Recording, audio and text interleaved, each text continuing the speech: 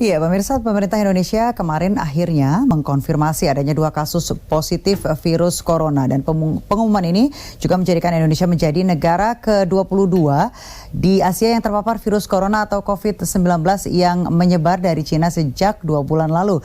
Hingga siang ini sudah ada 74 negara terinfeksi virus corona dengan korban jiwa mencapai 3.000 lebih. Nah, terkait perkembangan terbaru virus corona di Indonesia, Menteri Kesehatan Terawan Agus Putranto meminta masyarakat untuk menjaga imunitas guna mencegah penyebaran virus. Lantas bagaimana masyarakat seharusnya begitu menyikapi kasus ini? Untuk itu sudah hadir di studio ada Dr. Fathia Isbania, SPPK FIRS, ini selaku Perhimpunan Dokter Paru Indonesia, Satgas COVID-19 ID. Selamat siang Bu, selamat datang di Jak TV. Terima kasih.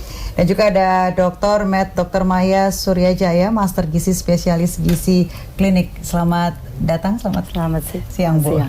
Ya Dok, saya ke Dr. Fathia dulu nih, terkait dengan anjuran Menkes Terawan yang mendorong kemudian masyarakat untuk menjaga kesehatan. Apakah memang simptom ataupun ciri-ciri orang yang terpapar virus corona ini bisa dilihat dengan kasat mata nggak sih Dok? Atau memang harus melakukan pemeriksaan lebih lanjut begitu?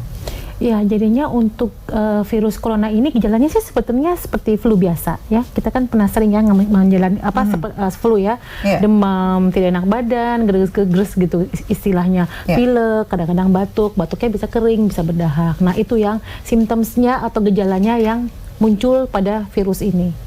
Baik, itu yang terpapar kemudian orang-orang yang punya resiko dalam tanda kutip lebih tinggi begitu Dok? Ataukah memang orang yang sehat atau memang dalam usia tertentu atau anak kecil atau seperti apa Dok? Semua orang bisa terkena, baik anak, dewasa muda, sampai orang lanjut usia. Nah, jadinya poinnya bagaimana daya tahan tubuhnya bisa melawan virus ini ya. Ada orang yang imunitasnya bagus, kena virus ini, dia hanya seperti infeksi biasa, flu biasa saja ya, batuk-batuk, pilek, 3-4 hari atau 6 hari dia sudah enak karena sudah feeling better, karena memang virus ini adalah self-limiting disease, dia bisa sembuh sendiri, apalagi kalau daya tahan tubuhnya bagus. Tapi apabila virus ini berkembang menjadi yang lebih dalam lagi, dia masuk ke dalam paru-paru, dia masuk ke dalam paru dan menimbulkan infeksi yang namanya pneumonia atau radang paru. Nah, inilah yang menyebabkan angka kematiannya meningkat ya, atau yang menyebabkan kematian. Karena orang yang kena pneumonia itu apabila sangat luas terkena di paru-parunya, dia gejalanya akan menjadi sesak napas, tidak bisa bernapas. Baik, saya ke Dr. Maya dulu. Dok, kalau untuk dari anjuran dari Menkes sendiri begitu untuk kemudian menjaga kesehatan, harus makan makanan yang bergizi, menjaga stamina untuk supaya nggak cepat drop, itu harusnya ada nggak sih Dok makanan-makanan tertentu atau ada obat tertentu atau vitamin tertentu yang kemudian bisa dalam tanda kutip mencegah tubuh menjadi lebih kuat dan lebih sehat begitu Dok? Ya, jadi sebetulnya begini ya, jangan hanya karena ada corona outbreak, ada 2 pasien terus kita panik dan kita melakukan pola hidup sehat dan menjaga stamina. Ini harusnya setiap hari kita kerjakan, ada atau tidak adanya corona.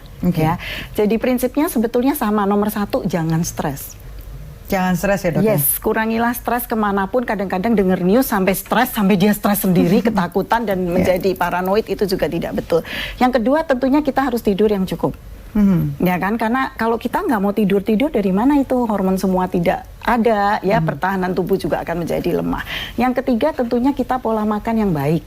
Pola makan yang baik kita tahulah sebetulnya pola makan yang baik dan berimbang, artinya tidak boleh terlalu manis, karbo jangan terlalu banyak, ya protein cukup dan tentunya asupan sayur dan buah yang cukup di situ.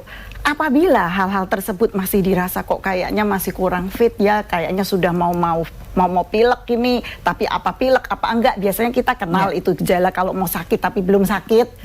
Nah, di situ kita boleh tambahkan beberapa suplemen, gitu misalnya. Oke, jadi kalau memang sudah merasa badan gak enak, baru kemudian kita boleh menambah beberapa vitamin begitu ya? Ekstra ya. Baik, kami harus jeda sejenak, pemirsa jangan kemana-mana, tetap bersama kami di Newsroom.